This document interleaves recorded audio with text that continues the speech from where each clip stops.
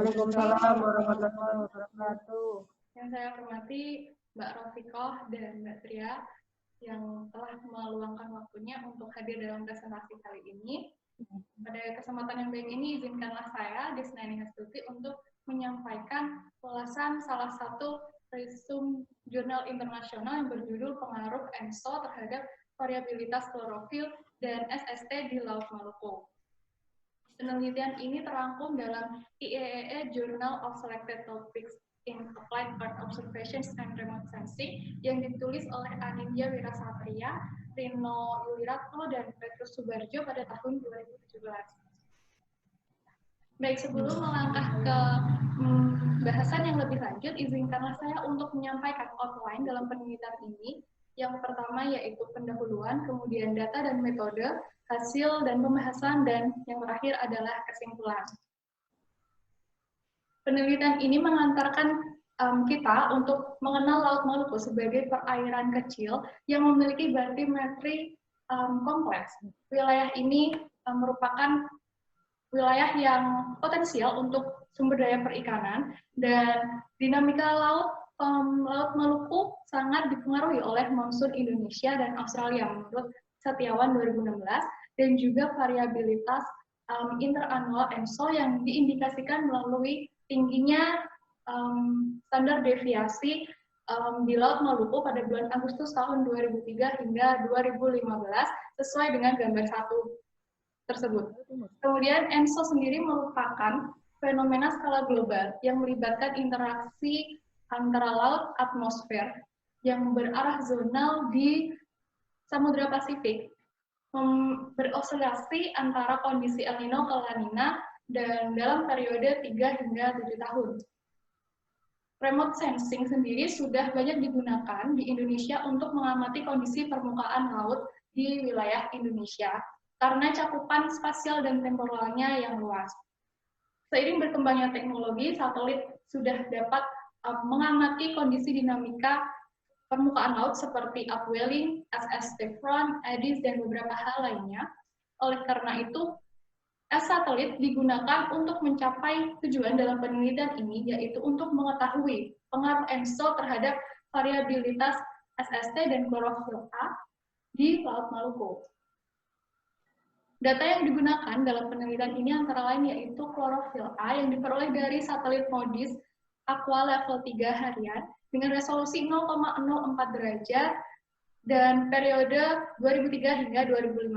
Selanjutnya SST juga dari satelit MODIS Aqua level 3 semi harian 11 mikrometer, resolusi spasial 0,04 derajat dan periode 2003 hingga 2015. Selanjutnya angin permukaan dari Quick Spectrometer untuk periode tahun 2003 hingga 2009 dan ASCA 2009 hingga 2015. Dan yang terakhir adalah SLP 6 jaman yang diperoleh dari Japanese Genesis Data dengan interval 1,25 derajat.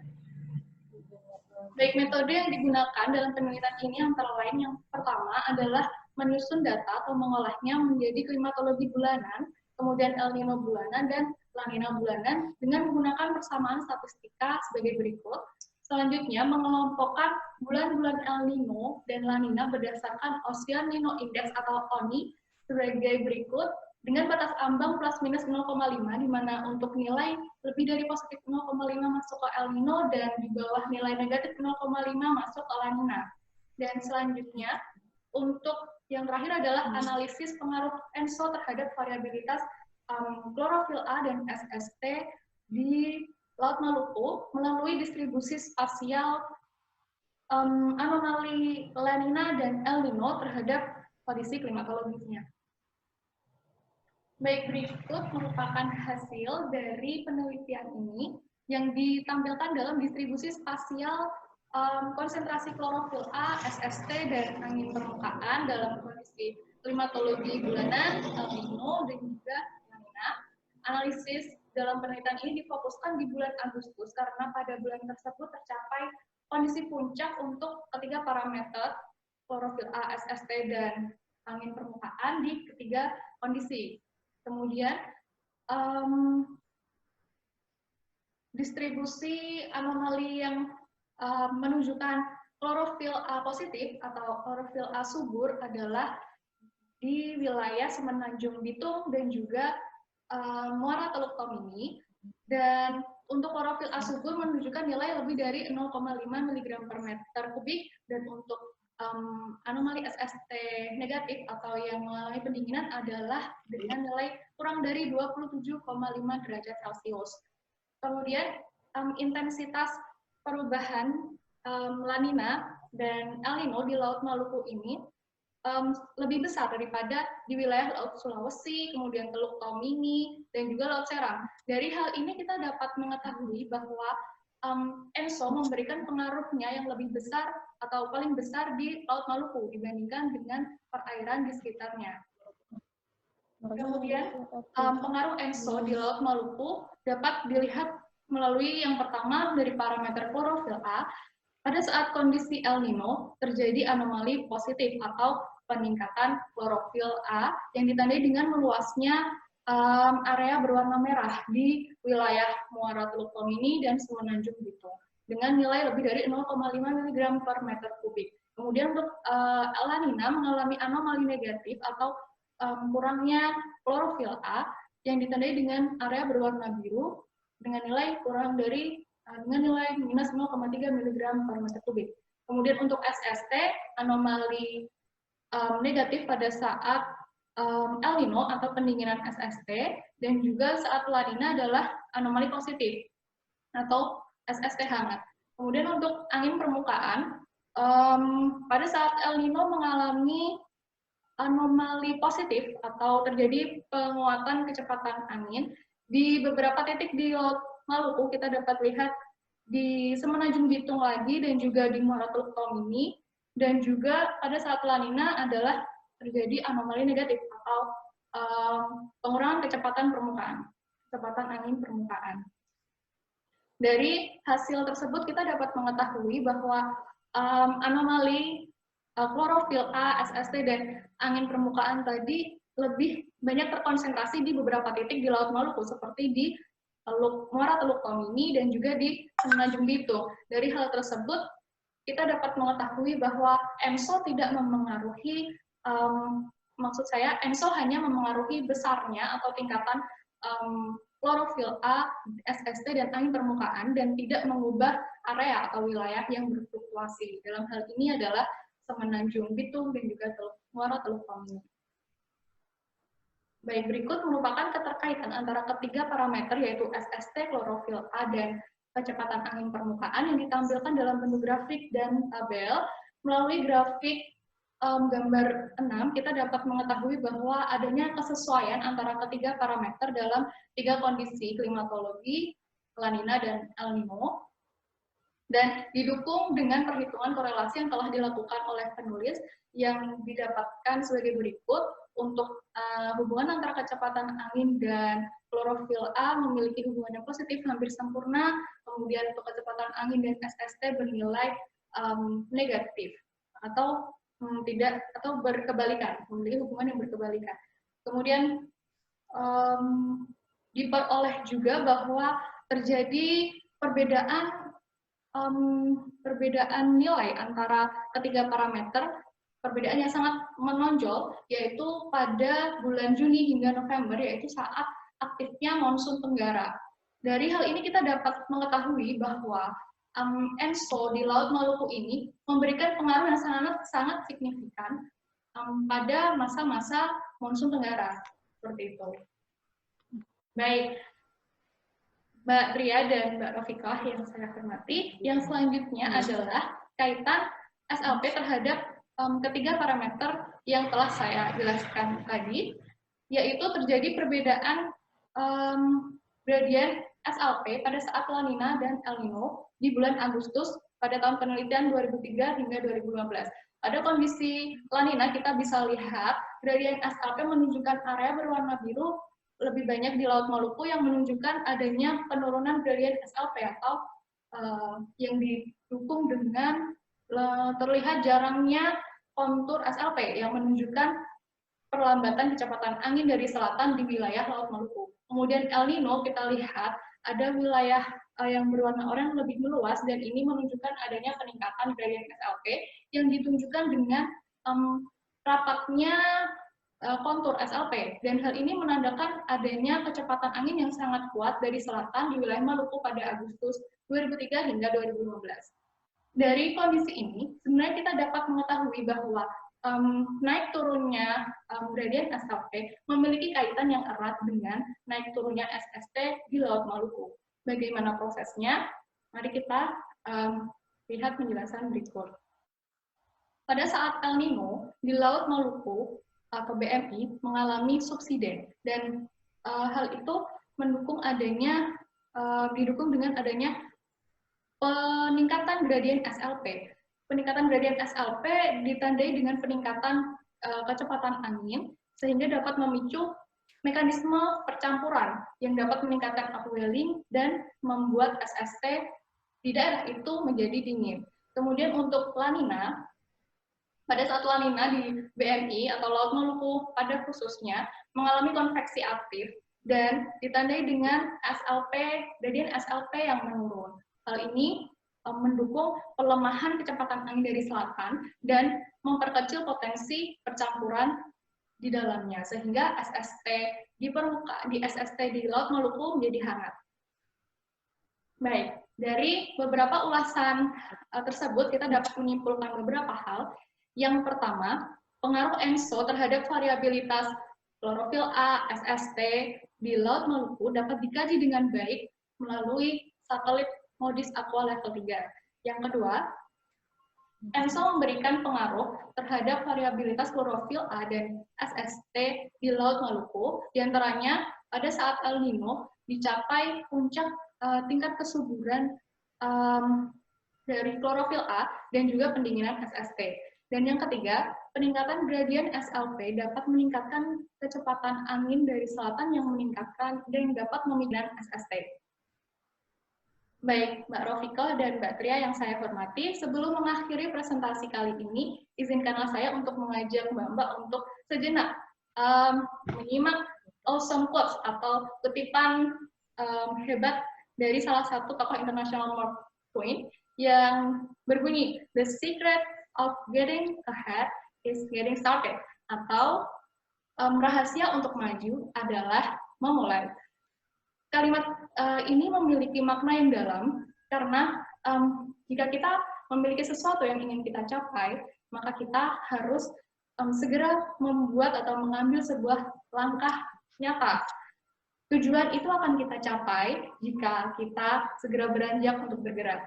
Semoga sedikit kutipan ini bisa menjadi pelucut semangat bagi saya dan juga Mbak-Mbak untuk selalu bersemangat berkarya, khususnya untuk BMKG dan juga untuk tujuan-tujuan lainnya. Baik, demikian dari saya, berikut referensi yang saya gunakan. Kurang lebihnya mohon maaf, dan terima kasih atas perhatiannya. Wassalamualaikum warahmatullahi wabarakatuh. Untuk selanjutnya, apabila Mbak Tria dan Mbak Rofika ada pertanyaan, dipersilahkan. Jadi pertanyaannya, kenapa pengaruhnya itu signifikan antara bulan Juni sampai dengan November atau saat monsun tenggara? Oh, siap. Izin menjawab, Mbak Rofika. Jadi, mengapa di bulan Juni hingga November ini pengaruh ENSO sangat signifikan? Karena saat monsun tenggara ya. Jadi, saat monsun tenggara aktif itu kecepatan angin dari selatan kan sangat kuat. Nah, pada saat ini El Nino, kita ambil untuk kasus parahnya yaitu saat klorofil A positif. Nah, pada saat angin selatan sangat kuat itu dan berbarengan dengan adanya El Nino, semisal ada El Nino. Nah, tadi kan disebutkan bahwa gradien SLP itu juga terjadi sangat ada peningkatan gitu kan. Nah, gradien SLP yang meningkat tersebut memicu adanya peningkatan kecepatan angin. Jadi dari selatan dari selatan sudah sangat kuat, kemudian dipicu dengan peningkatan SLP, maka anginnya itu akan semakin kuat. Nah, dari adanya penguatan kecepatan angin itu akan memicu percampuran yang semakin aktif gitu, dan meningkatkan potensi upwelling yang dapat memicu pendinginan SST. dan juga adanya positif klorofil A, anomali positif klorofil A di daerah tersebut. Begitu, sehingga disebut ada waktu-waktu potensial yaitu saat monsun tenggara. Begitu, Mbak. Oke, makasih penjelasannya. Ya. Selanjutnya, Mbak Tria, apakah ada pertanyaan? Izin bertanya, tadi kan disebutkan ya kalau apa sih namanya ENSO mempengaruhi besarnya variabilitas musiman SST dan klorofil A dan lain-lain. Dan itu waktu yang lebih bagusnya pada saat terjadinya aktifnya musuh tenggara. Nah, biasanya kalau untuk kan tadi disebutkan ya ada berapa banyak suburnya si klorofil itu dalam masa-masa dalam masa-masa monsun tenggara itu, apakah selama monsun tenggara itu dia variabilitasnya klorofil A itu banyak terus atau bertahap gitu, ntar bulan ini banyak, terus bulan selanjutnya enggak, bulan atas banyak lagi, bulan setelahnya enggak gitu, apa tetap terus-terusan, apa ada penurunan? Ya, itu. Ya, terima kasih Mbak Tria untuk pertanyaannya. Jadi pada saat monsun tenggara, apakah konsentrasi klorofil A ini akan selalu berada di kondisi subur gitu ya Mbak ya? Kebetulan pada penelitian yang ini yang saya resume, dia hanya fokus pada ENSO. Jadi saat mengulas mengenai monsun tenggara, dia mengutip penelitian sebelumnya yang dilakukan oleh Setiawan 2016 tadi, dan saya belum sempat membaca itu hasilnya stabil atau tidak, cuman saya ambil kesimpulan bahwa monsun tenggara ini sangat memberikan pengaruh kuat pada Laut Maluku, dan pada saat monsun timur laut ya, monsun Asia itu dia benar-benar tidak memberikan kontribusi positif untuk klorofil A-nya begitu. Jadi untuk pertanyaan itu saya belum bisa menjawab karena di jurnal ini tidak dikaji lebih dalam mengenai perbedaan per bulannya untuk kasus monsun tenggara gitu Mbak. Dan hanya fokus di bulan Agustus karena yang puncaknya saja gitu. Puncaknya dari rangkaian monsun tenggara antara 2003 sampai 2015. Gitu, mohon maaf Mbak. Nah, mungkin nanti saya akan pelajari lebih lanjut di jurnal terkait yang sebelumnya, di tahun sebelumnya. Terima kasih Mbak Tria. Tanya lagi, terakhir, penutup terakhir. Ya. Menurut Anda, mengapa penelitian ini penting untuk dilakukan? Baik, terima kasih Mbak Tria. Jadi, mengapa penelitian ini penting untuk dilakukan, terutama untuk di sektor maritim atau kelautan ya? Karena nelayan itu kurang mengetahui daerah mana saja, ya mungkin mereka sudah punya patokan mana saja daerah yang potensial untuk menangkap ikan, namun dia tidak memperhatikan kondisi fenomena atmosfer seperti adanya ENSO atau monsun tenggara. Nah, dengan adanya kajian seperti ini diharapkan dapat memberikan pencerahan informasi kepada para nelayan atau pihak-pihak yang berkegiatan di bidang perikanan untuk dapat mengetahui lebih jelas agar bisa lebih potensial gitu dalam kegiatan penangkapan ikannya. Pada saat mana saja di wilayah Laut Maluku ini ada peningkatan potensi klorofil A atau peningkatan potensi penangkapan ikan gitu, dan pada saat mana saja yang tidak ada, jadi biar supaya tidak buang-buang waktu gitu, jadi dia bisa langsung mengarah ke daerah mana yang potensial, daerah mana yang tidak potensial, tidak usah didatangi seperti itu. Bayangan saya seperti itu Mbak, mohon izin, mohon koreksinya. Siap. Ada lagi Mbak, penutup ya Mbak. Siap. Terima kasih. Gimana ini? Terima kasih atas perhatian Mbak Rofiko dan Mbak Tria, dan terima kasih atas pertanyaan yang telah diberikan. Semoga bisa menjadi pemicu saya untuk terus belajar. Kurang lebihnya mohon maaf, dan wassalamualaikum warahmatullahi wabarakatuh. Waalaikumsalam warahmatullahi wabarakatuh.